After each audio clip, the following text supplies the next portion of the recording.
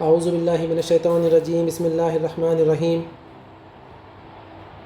انشاءاللہ تعالیٰ آج کے سیشن میں ہم اس ٹاپک کو سمجھیں گے کہ اللہ سبحانہ و تعالیٰ نے یا رسول اللہ صلی اللہ علیہ وسلم کی تعلیمات سے ہم کو امر بالمعروف اور نہی عن المنکر یعنی اچھی باتوں کا حکم دینا اور برائی سے روکنا، اس بارے میں ہم کو کیا رہنمائی ملتی ہے۔ غالباً ایسا سمجھ میں آتا ہے، ایسا لگتا ہے کہ اکثر لوگ شاید یہ سمجھتے ہیں کہ دراصل یہ جو فریضہ ہے، یہ جو ذمہ داری ہے، یہ ذمہ داری شاید علماء اکرام کی ہے۔ بالکل ان کی ہے، بڑی ذمہ داری ان کی ہے، لیکن اس کا مطلب یہ نہیں ہے کہ صرف اور صرف انہی کی ذمہ داری ہے۔ تو ہم اس ٹاپک کو انشاءاللہ تعالیٰ سورۃ العراف کے اندر مختلف ٹاپک اللہ تعالیٰ نے ڈسکس کرے ہیں۔ اس کے اندر جو سورۃ العراف کے اندر ایک پارٹ ہے جس کے اندر موسیٰ علیہ السلام کا واقعہ بیان ہوا ہے۔ سورہ اعراف میں آیت نمبر 103 سے آیت نمبر 171 تک، تو اس کے اندر ایک بہت امپورٹنٹ ٹاپک اللہ تعالیٰ نے آخر میں ڈسکس کرا ہے، اور اسی میں آخر میں ایک بہت اچھی مثال دی ہے اللہ تعالیٰ نے کچھ گروپس کی۔ اس کو لیتے ہوئے انشاءاللہ اپنے اس فریضوں کو سمجھنے کی کوشش کرتے ہیں۔ بسم اللہ الرحمن الرحیم۔ دراصل ایک واقعہ ہے بنی اسرائیل کا بہت مشہور و معروف، جس کا ذکر اللہ تعالیٰ نے سورہ اعراف کے اندر بھی کرایا ہے 163 کے اندر، کہ جہاں پر اللہ تعالیٰ نے ان کی قوم کا ذکر کرائے بنی اسرائیل کا، کہ جب اللہ تعالیٰ نے ان سے کہا تھا کہ تم جو ہے ہفتے کے دن مچھلی نہیں پکڑنا، تو وہ لوگ ان لوگوں نے اس بات کو تو مانا، لیکن کیا کرا اس کے بعد پھر انہوں نے اس کے اندر ہیلے بہانے نکالے، اور ہفتے کے دن سے پہلے ہی وہاں پہ جو گڈھا کھود لیا، اور تاکہ ہفتے کے دن تو مچھلی نہیں پکڑی، لیکن اگلے دن انہوں نے کیا کرا، اس مچھلی کو پورا نکال لیا۔ تو دراصل یہ جو ہیلے ہوتے ہیں نا، جب کسی کام کو نہیں کرنا مطلب نہیں کرنا، لیکن انسان کیا کرتا ہے، اس کام کو اس وقت تو نہیں کرتا، لیکن ہیلے بہانے سے اس کو کسی اور طرح سے کر لیتا ہے، ٹھیک۔ تو اس کے اوپر یہ قوم کا اللہ تعالیٰ نے یہاں پہ ذکر کرا ہے آیت نمبر 163 کے اندر، کہ ان لوگوں نے کیا کیا، ٹھیک ہے، کہ جب ان کو منع کیا تو اس کے بعد بھی انہوں نے کیا کرا، انہوں نے اس کے بعد بھی نافرمانی کری۔ اس کے بعد اللہ تعالیٰ یہاں پہ بیان کر رہا ہے 3 جماعتوں کا، اللہ تعالیٰ یہاں پہ ذکر کر رہا ہے 3 جماعتوں کا، 3 ٹیمز کا، 3 گروہوں کا اللہ تعالیٰ یہاں پہ ذکر کر رہا ہے۔ آیت نمبر 164 سے 166 167 تک اس ٹاپک کو اپن سمجھنے کی انشاءاللہ تعالیٰ کوشش کریں گے۔ بسم اللہ الرحمن الرحیم۔ تو اللہ تعالیٰ فرما رہا ہے وَإِذْ قَالَتْ أُمَّةٌ مِّنْهُمْ لِمَ تَعِظُونَ قَوْمَ اللَّهُ مُهْلِكُهُمْ أَوْ مُعَذِّبُهُمْ عَذَابًا شَدِيدًا، اور جب کہا ایک جماعت نے ان میں سے، کیوں تم نصیحت کرتے ہو ایک گروہ کو جس کو کیا ہونے والا ہے، جس کو اللہ تعالیٰ ہلاک کرنے والا ہے یا اس کو عذاب دینے والا ہے، عذابًا شدیدا، سخت عذاب، ٹھیک۔ تو یہاں پر 3 جماعتوں کا ذکر ہو رہا ہے۔ ایک جماعت جو اچھے لوگوں کی ہے، ایک جماعت دوسری جماعت وہ بھی اچھے لوگوں کی ہے، اور تیسری جماعت جو خراب لوگوں کی ہے، ٹھیک ہے۔ تو ایک جماعت جو ہے وہ اچھے لوگوں کی ہے، لیکن انہوں نے کیا کرا، انہوں نے امر بالمعروف اور نہی عن المنکر کا فریضہ انجام نہیں دیا اس آیت کے حساب سے، اور جو دوسری جماعت تھی وہ اس کو انجام دینے جا رہی تھی، تو اس سے وہ یہ کہہ رہے تھے کہ بھائی تم کیوں کر رہے ہو ان لوگوں کو، وہ تمہاری بات نہیں مانیں گے اور ان کو تو اللہ تعالیٰ عذاب دینے ہی والا ہے، ٹھیک۔ تو ان لوگوں نے کیا کہا، جو لوگ دعوت دینے جا رہے تھے یا دعوت کا کام انجام دے رہے تھے، انہوں نے کہا قالوا معذرۃ الی ربکم ولعلہم یتقون، انہوں نے کہا ہم تاکہ معذرت پیش کر سکیں، کہاں پر، اپنے رب کی طرف، اپنے اللہ تعالیٰ کے سامنے جب مر کے جائیں گے، اللہ کیا حساب کتاب ہوگا، تو ہم اللہ تعالیٰ سے کہہ سکیں دیکھیں اللہ تعالیٰ ہم نے تو ان تک بات پہنچائی تھی، ہم نے ان تک بات اسی طرح سے پہنچائی تھی جس طرح سے پہنچانا چاہیے تھا، وَلَعَلَّهُمْ يَتَّقُونَ، اور شاید کہ وہ تقوی اختیار کر لیں، یا پھر ہو سکتا ہے وہ لوگ متقی ہو جائیں، وہ لوگ مان جائیں، ٹھیک۔ تو یہاں پر یہ ایک گروپ نے دوسرے گروپ سے کہا کہ تم لوگ کیوں جا رہے ہو، ٹھیک۔ تو انہوں نے کہا ہم صرف اس وجہ سے جا رہے ہیں کہ ہم اللہ کے یہاں معذرت پیش کر سکیں۔ اس کے بعد کیا ہوا، فَلَمَّا نَسُوا مَا ذُكِّرُوا بِهِ أَنجَيْنَا الَّذِينَ يَنْهَوْنَ عَنِ السُّوءِ وَأَخَذْنَا الَّذِينَ ظَلَمُوا بِعَذَابٍ بَئِيسٍ بِمَا كَانُوا يَفْسُقُونَ، پھر جب وہ بھول گئے جو یاد دہانی کرائی گئی تھی، ٹھیک۔ تو اللہ تعالیٰ کہہ رہا ہے جب وہ لوگوں نے وہ کام نہیں کرا اور وہ لوگ بھول گئے جو ان کو بتایا گیا تھا کہ تم یہ اچھے کام کرو، ان برے کاموں کو چھوڑ دو، تو اللہ تعالیٰ کہہ رہا ہے انجینا، ہم نے بچا لیا، الذین، ان لوگوں کو، ینہون عن السوء، جو روکتے تھے، عن السوء، برائی سے، یعنی کہ وہ لوگ کس سے روکتے تھے، وہ لوگ برے کاموں سے روکتے تھے، یعنی یہ اسی گروپ کی بات ہو گئی۔ اللہ تعالیٰ کے جب عذاب آیا تو اللہ تعالیٰ نے اس عذاب میں سے صرف ان لوگوں کو بچایا جو لوگ امر بالمعروف اور نہی عن المنکر یعنی اچھی باتوں کا لوگوں کو حکم دیتے تھے اور برائی سے روکتے تھے، ان لوگوں کو اللہ تعالیٰ نے کیا کرا؟ دنیا میں عذاب سے بچا لیا۔ وَأَخَذْنَا الَّذِينَ ظَلَمُوا بِعَذَابٍ بَئِيسٍ، اور پکڑ لیا ہم نے ان لوگوں کو جنہوں نے کیا کیا؟ ظلم کیا، اللہ تعالیٰ کی نافرمانی کری، ان لوگوں کو اللہ تعالیٰ نے کیا کرا؟ اس عذاب میں پکڑ لیا۔ بما كانوا يفسقون، صرف اس وجہ سے کہ وہ لوگ نافرمانی کرتے تھے۔ اس میں جو وہ لوگ ہیں، جو وہ گروپ ہے جس نے پوچھا تھا کہ تم ان لوگوں کو نصیحت کیوں کرنے جا رہے ہو، وہ بھی اچھے لوگ تھے، اس کا ذکر یہاں پر نہیں ہے، اس کا ذکر ان آیتوں میں نہیں ہے کہ ان کا کیا ہوا۔ فلما اتوا عما نہوا، پھر جب انہوں نے سرکشی کری اس کی جس بات سے وہ روکے گئے تھے، یعنی کہ ان سے جب کہا گیا تھا، اگر اپن دیکھیں گے وہ مچھلی والا ٹاپک ہی تھا کہ تم مچھلی مت پکڑنا، یعنی انہوں نے اس کو نہیں مانا۔ سوچیں کتنا چھوٹا سا عمل تھا، اللہ تعالیٰ نے کہا تم مچھلی مت پکڑنا اس دن، انہوں نے وہی کام کرا، اور کس طریقے سے کرا؟ ہیلے بہانے بنا کر۔ اب ہم لوگ یہ سوچیں کہ ہم لوگ کیا یہ کام نہیں کرتے؟ اگر کوئی اللہ تعالیٰ منع کر رہا ہے کسی حکم کو کہ تم کو پردہ کرنا ہے، یا تم کو کسی غیر محرم کے سامنے نہیں جانا ہے، یا تم کو موسیقی نہیں سننا ہے، یا تم کو فلاں فلاں فلاں یہ کام نہیں کرنا ہے، ٹھیک، تو اگر ہم وہ کام کر رہے ہیں کسی بھی طرح سے گھما پھرا کر، لوگوں کو بیوقوف بنا کر، کہ ہم نافرمانی تو نہیں کر رہے ہیں؟ اور جو لوگ اس کو دیکھ رہے ہیں کہ یار یہ تو نافرمانی ہے، اس کے بعد اس سے نہیں روک رہے، وہ بھی اپنا ان آیتوں کے اوپر غور و فکر کرتے ہوئے وہ بھی اپنا محاسبہ کریں کہ وہ لوگ کیا کر رہے ہیں، جو لوگ ان تمام خراب چیزوں کو اپنے سامنے دیکھ رہے ہیں، جو لوگ کرتے ہیں۔ قلنا لهم كونوا قردة خاسئين، تو کیا اللہ تعالیٰ کہہ رہے ہیں جس بات سے وہ روکے گئے تھے، جب انہوں نے اس بات سے سرکشی کری تو ہم نے کہا لہم ان کو، کونو ہو جا، قردہ بندر، خاسئین ذلیل خوار، ٹھیک۔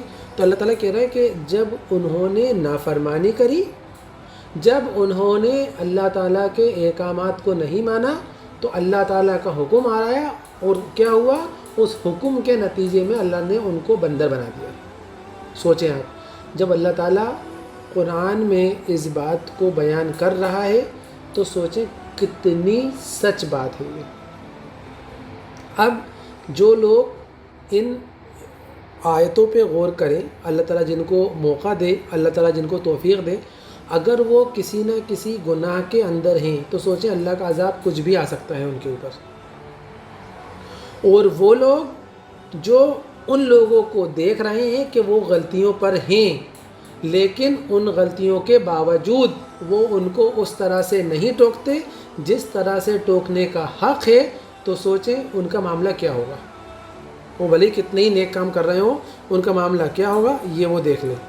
تو یہاں پر یہ صرف ان 164 سے 166 کی آیت میں ہم نے صرف اس بات کو دیکھا کہ اگر ہم اچھی باتوں کا حکم نہیں دیں گے اور برائی سے نہیں روکیں گے تو ہم بھی اللہ کے عذاب کے مستحق ہو سکتے ہیں، ایک بات۔ اور دوسری بات یہ ایسا بھی ہو سکتا ہے جس کا یہاں پہ کوئی تذکرہ اللہ تعالیٰ نے نہیں کرا، کہ وہ لوگ جو سائلنٹ تھے، نہ وہ برائیوں میں شامل تھے، نہ وہ غلط کام کر رہے تھے، نہ وہ اچھے لوگوں میں شامل تھے، ان کا یہاں پہ کوئی بھی تذکرہ نہیں ہے، یہاں پہ ان کا کوئی بھی ٹاپک، کوئی بھی چیز یہاں پر اللہ تعالیٰ نے یہاں پہ ڈسکس نہیں کرا، ٹھیک۔ لیکن اب اس میں ایک چیز اور بھی ہے کہ انسان برائی کو یا انسان غلطی کو کس طرح سے ٹوکے،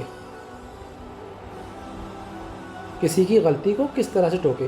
پہلا تو اس کو یہ دیکھنا پڑے گا کہ وہ اس کی ذمہ داری میں آتا بھی ہے کہ نہیں آتا، ٹھیک، اور اگر آتا ہے تو وہ اس کو کس طرح سے ٹوکے، یہ بھی اپنے آپ میں ایک بہت امپورٹنٹ کنسرن ہے، انشاءاللہ اس کے اوپر بھی اپن آج ہی انشاءاللہ تعالیٰ ڈسکس کریں گے۔ اب ہم دیکھتے ہیں کہ اس کی اہمیت کیا ہے۔ تو اللہ تعالیٰ جس طرح سے قرآن میں فرما رہا ہے، بسم اللہ الرحمن الرحیم، کہ اللہ تعالیٰ فرماتا ہے کہ وَلْتَكُمْ مِنْكُمْ أُمَّةٌ يَدْعُونَ إِلَى الْخَيْرِ وَيَأْمُرُونَ بِالْمَعْرُوفِ وَيَنْهَوْنَ عَنِ الْمُنْكَرِ وَأُولَٰئِكَ هُمُ الْمُفْلِحُونَ۔ اللہ تعالیٰ فرما رہا ہے کہ یہ دیکھیں، یہ اس کی فرضیت کا حکم ہے کہ یہ کام ہم سب کو کرنا ہے، یہ کام کسی ایک کی ذمہ داری نہیں ہے، یہ سب کی ذمہ داری ہے، یہ سب کی ذمہ داری ہے۔ تو اللہ تعالیٰ کہہ رہا ہے کہ تم میں سے لازم ایک گروہ ہونا چاہیے جو لوگوں کو کیا کرے، اچھی لوگوں کو بھلائی کی طرف بلائے، نیکی کا حکم دے اور برائی سے روکے، اور یہی لوگ اللہ تعالیٰ کہہ رہا ہے کامیاب ہیں۔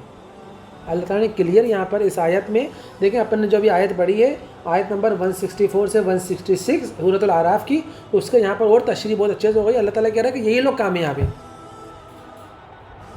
کون لوگ کامیاب ہیں؟ جو لوگوں کو حق بات بتاتے تھے، ان کو اچھائی کی طرف بلاتے تھے، نیکی کا حکم دیتے تھے، برائی سے روکتے تھے، ٹھیک۔ اور اللہ تعالیٰ آگے جیسے ایک اور بتا رہا ہے اسی سورہ میں، سورہ آل عمران میں آیت نمبر 110 میں اللہ تعالیٰ کہہ رہا ہے کنتم خیر امۃ اخرجت للناس تأمرون بالمعروف وتنہون عن المنکر، کہ تم بہترین امت ہو، تم لوگوں کے لیے نکالے گئے ہو، وجود میں لائے گئے ہو، تم کیا کرتے ہو؟ تم اچھی باتوں کا حکم کرتے ہو، برائی سے روکتے ہو۔ یہ بحیثیت امت یہ ہماری صفت ہونا چاہیے، بحیثیت امت یہ ہمارا کام ہونا چاہیے کہ ہم ایز اے امت یہ ہماری ذمہ داری ہے۔ ہم یہ نہ سوچیں کہ یہ ذمہ داری ان کی ہے، یہ ذمہ داری ان کی ہے، وہ کر لیں گے، نہیں، ہر شخص کی ذمہ داری ہے۔ اس حدیث کو اپنے ذہن میں رکھیں جس میں رسول اللہ صلی اللہ علیہ وسلم نے فرمایا کہ کلکم راع و کلکم مسئول عن رعیتہ، کہ تم سب کے سب ذمہ دار ہو اور تم سب سے تمہاری ذمہ داری کے بارے میں اللہ تعالیٰ کے یہاں سوال کیا جائے گا۔ تو کیا سوال ہوگا؟ ایک ایک عمل کا سوال ہوگا، ٹھیک۔ اور لیکن ایک چیز اور بھی ذہن میں رکھنا چاہیے کہ جب لوگ کسی کو نیکی کا حکم دیں تو یہ بات بھی دھیان میں رکھیں کہ وہ خود اس عمل کو، اس نیک کام کو کر رہے ہوں، یا کبھی خدا نہ خواستہ ماضی میں کیا ہو تو اس کو چھوڑ چکے ہوں۔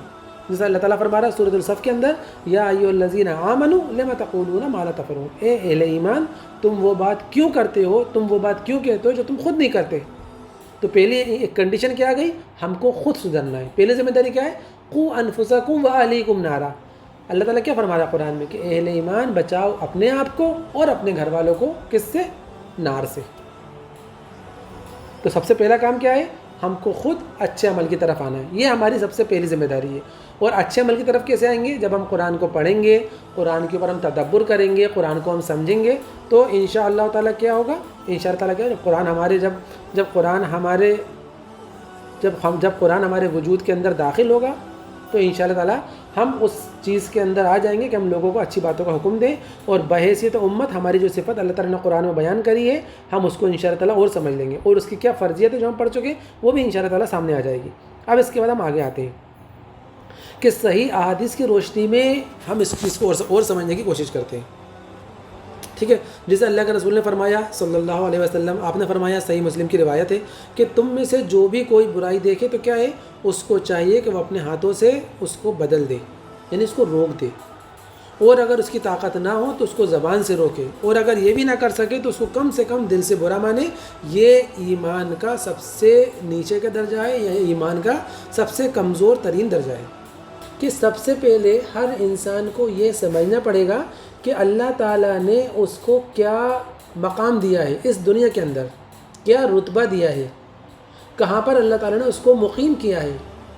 وہ کسی گھر کے اندر، وہ کسی کی اگر بیوی ہے تو اس کی ذمہ داری اس کے بچوں کی ہے، اگر کوئی شوہر ہے تو اس کی ذمہ داری اس کے پورے گھر کی ہے، اگر خاندان کا کوئی بہت بڑا کوئی سربراہ ہے جس کے زیر میں تمام کے تمام خاندان کے 20 25 50 100 لوگ ہیں تو وہ اپنے لیول پہ ذمہ دار ہے، اگر کوئی آفس کا مینیجر ہے تو وہ وہاں پہ ذمہ دار ہے، اگر کوئی کسی کا غلام ہے، کسی کا نوکر ہے تو وہ اپنی جگہ ذمہ دار ہے کہ وہ ذمہ داری سے اپنے فریضے کو انجام دے۔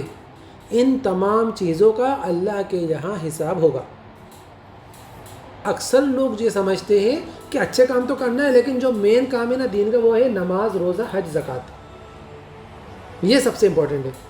بے شک اس میں کوئی بھی دو رائے نہیں ہے، یہ سب سے امپورٹنٹ چیزیں ہیں، سب سے اہم چیزیں ہیں، لیکن اگر لوگ یہ سمجھیں کہ صرف یہی دین ہے تو یہ بہت بڑی ایک کہہ سکتا ہوں کوتاہی ہے ان لوگوں کی کہ وہ اس بات کو نہیں سمجھ پا رہا ہے، وہ شعور نہیں کر پا رہا ہے کہ دراصل اصل دین ہے کیا۔ رسول اللہ صلی اللہ علیہ وسلم نے آپ نے جو دعوت دی مکے میں، انشاءاللہ تعالیٰ اس کو بھی ایک بار میں اس ٹاپک کو بھی انشاءاللہ تعالیٰ لے لیا جائے گا، اس مکے کی دعوت میں شروع کے جو 13 سال تھے اس میں آپ نے کیا دعوت دی لوگوں کو؟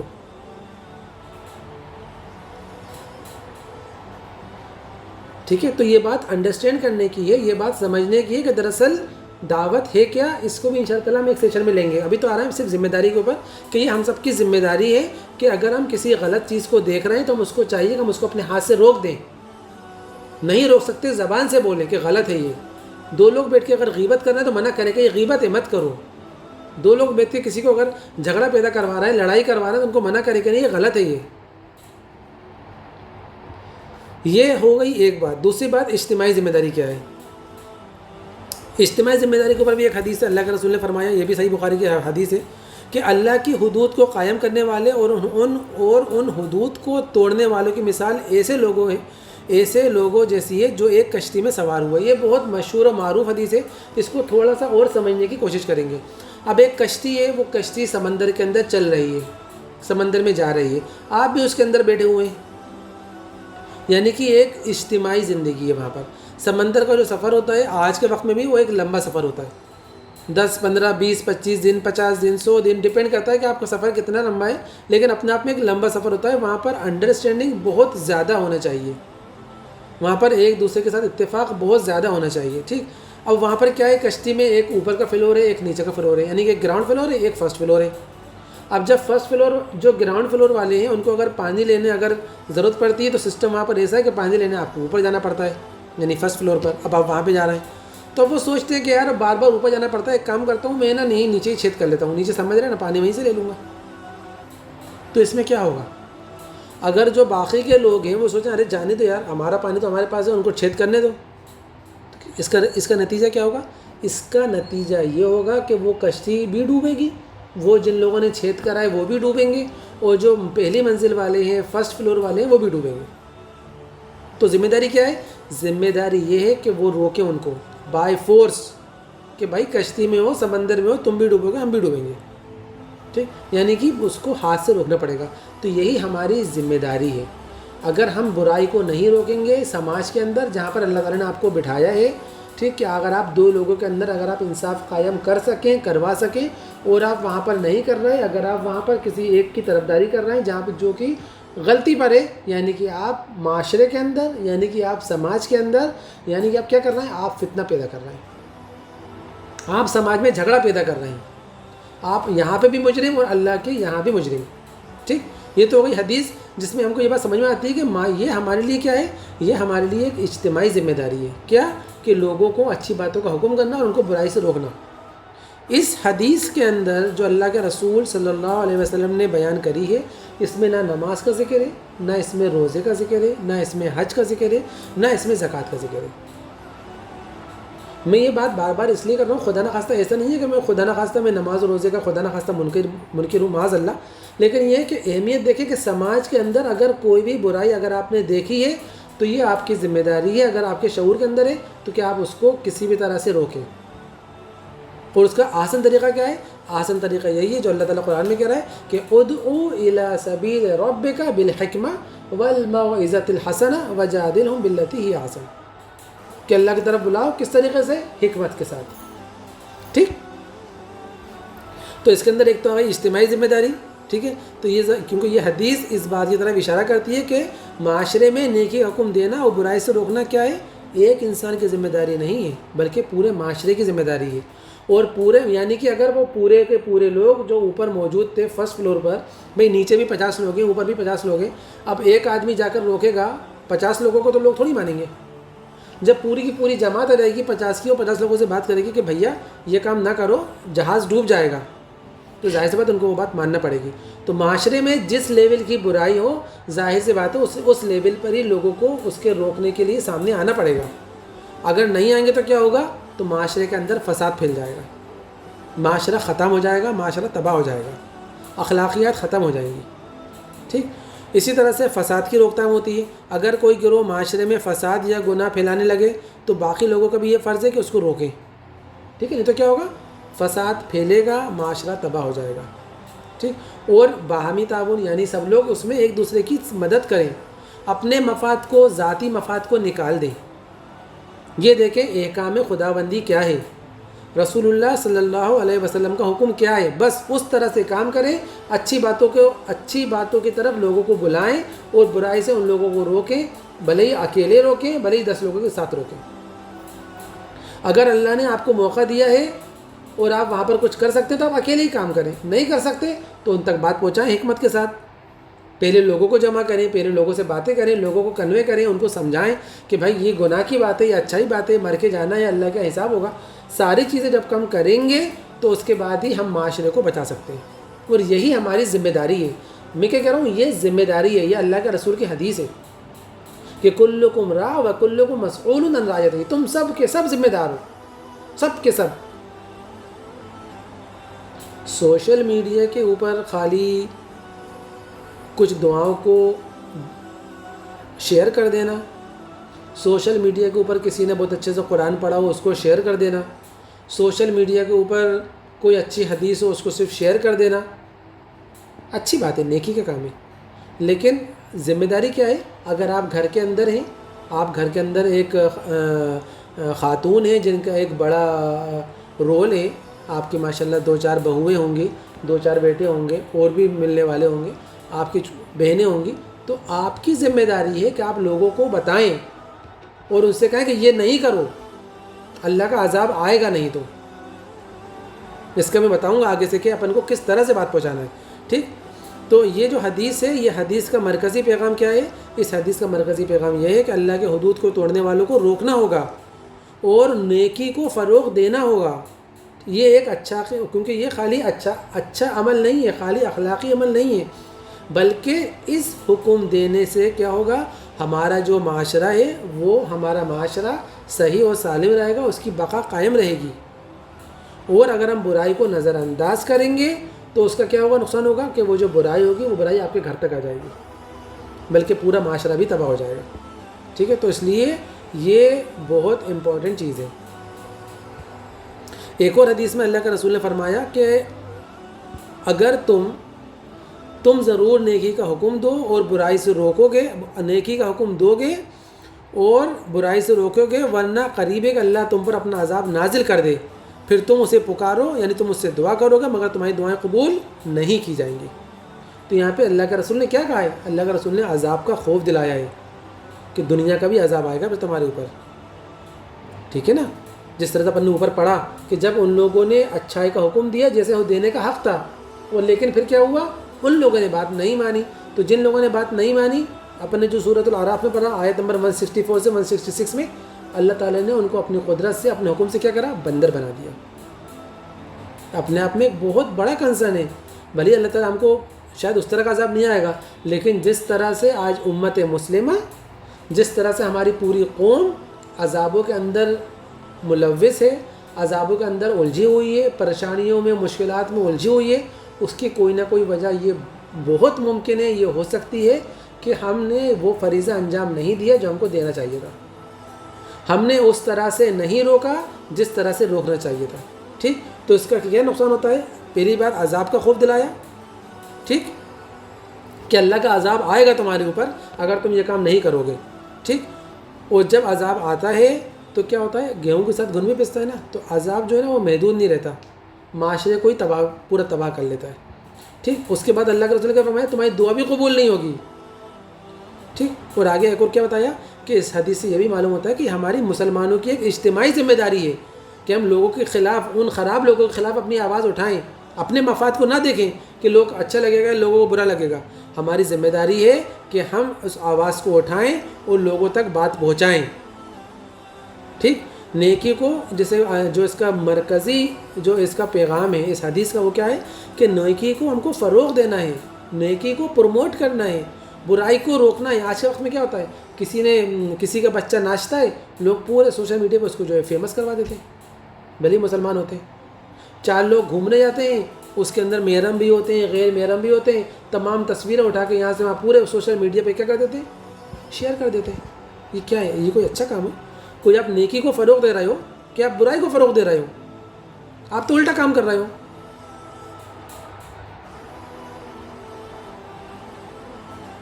ایک طرف اللہ تعالیٰ سورہ نور میں کیا فرما رہا ہے؟ اللہ تعالیٰ فرما رہا ہے بسم اللہ الرحمن الرحیم ان الذین یحبون ان تشیع الفاحشہ فی الذین آمنوا لہم عذاب علیم فی الدنیا والآخرہ واللہ یعلم وانتم لا تعلمون.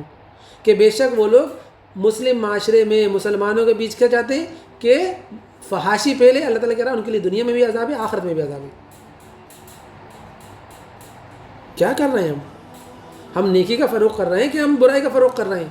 ہم برائی کو برائی سمجھ ہی نہیں رہے۔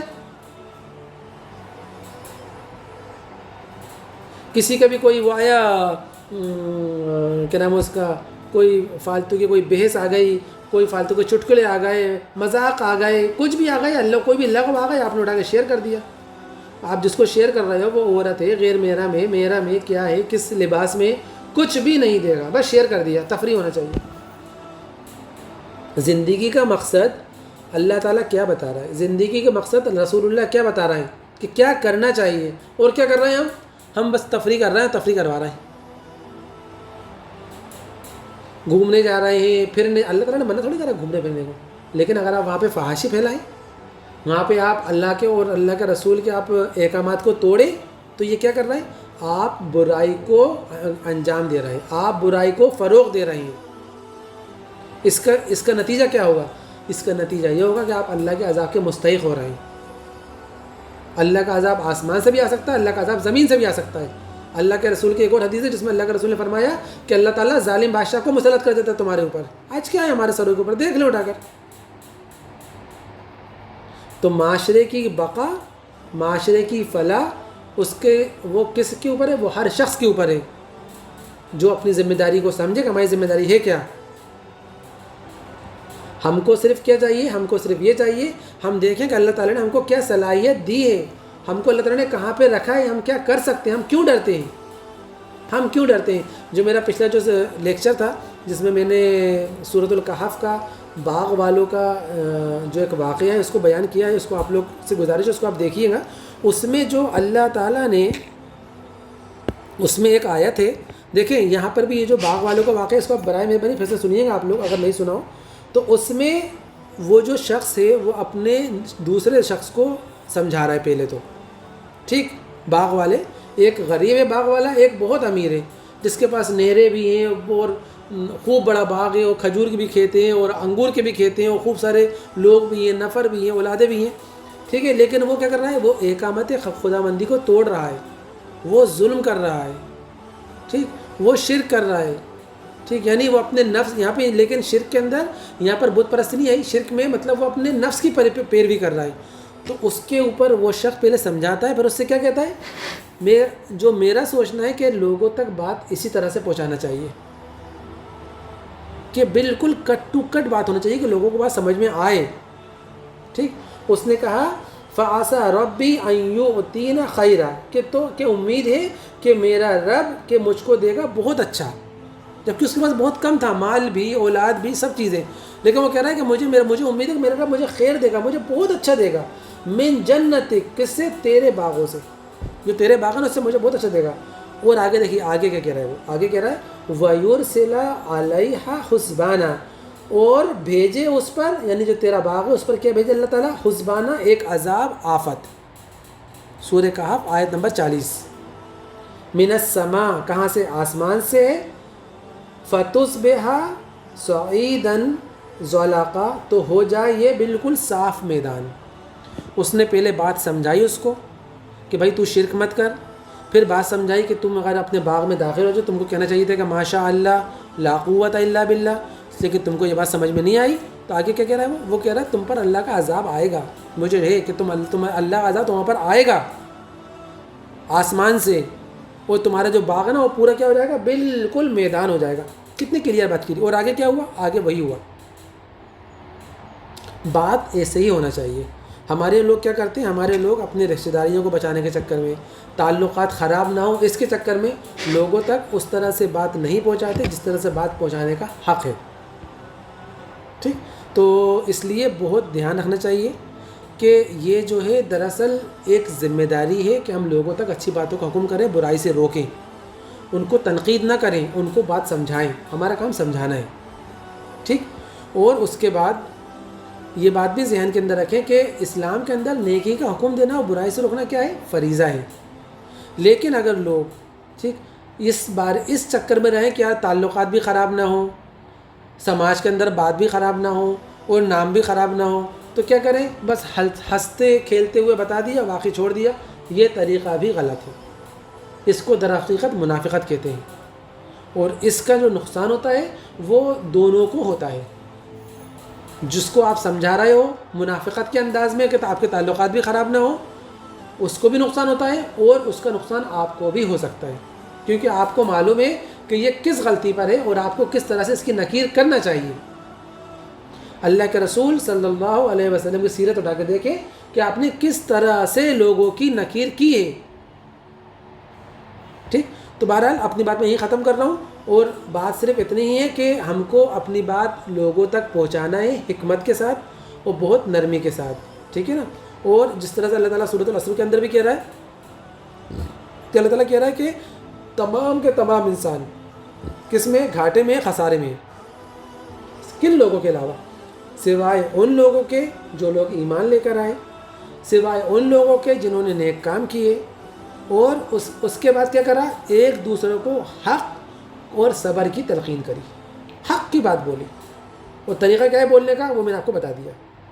جس طرح سے اس میں بہت اچھی مثال میں نے آپ کو ایک بیان کر دی سورۃ الکہف میں جو آئی ہے آیت نمبر 40، آپ اس کو اٹھا کے دیکھیں کہ اس نے کس طرح سے کلیئر کٹ بات کری ہے۔ اور ایک اور مختصر سی ایک اور مثال دے رہا ہوں آپ کو، وہ میں دے رہا ہوں آپ کو سورہ مومن کی، جس میں وہ جو شخص ہوتا ہے نیک شخص، جو مومن شخص ہوتا ہے، وہ فرعون کے دربار میں سب کو نصیحت کر دیتا ہے کہ بھائی اگر یہ جو شخص ہے جو یعنی کہ موسیٰ علیہ السلام ہے، اگر یہ نبی ہے تو ان کی بات مان لو۔ ان لوگوں نے بھی بات نہیں ماری، کیا ہوا؟ اللہ کا عذاب آیا، پوری کی پوری قوم ڈوب گئی، سب ڈوب گئے، کچھ نہیں بچا۔ تو وہ عذاب اللہ کا جب فرعون کی پوری قوم کو، پورے لاؤ لشکر کو ڈبو سکتا ہے، ٹھیک، اور اللہ تعالیٰ کسی قوم کو بندر بنا سکتا ہے۔ اللہ تعالیٰ وہ جو باغ والا تھا سورۃ الکہف میں جس کا تذکرہ ہے، اس کا پورا باغ اجاڑ سکتا ہے، تو اللہ تعالیٰ کچھ بھی کر سکتا ہے۔ تو ہم کو چاہیے کہ ہم اپنے فرض کو سمجھیں، ہم اپنی ذمہ داری کو سمجھیں کہ اللہ نے ہم کو کیا ذمہ داری دی ہے، اور اس ذمہ داری کو ہم اسی طرح سے ادا کرنے کی ہم کوشش کریں جس طرح سے ادا کرنے کا حق ہے۔ جزاک اللہ خیر، بارک اللہ فی، السلام علیکم ورحمۃ اللہ وبرکاتہ۔